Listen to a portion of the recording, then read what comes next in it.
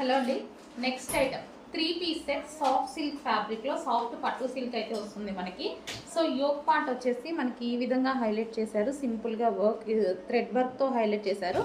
And 3/4 hands అయితే వచ్చేసాయి. And dupatta మీద కూడా జరీ అనేది ఉందండి.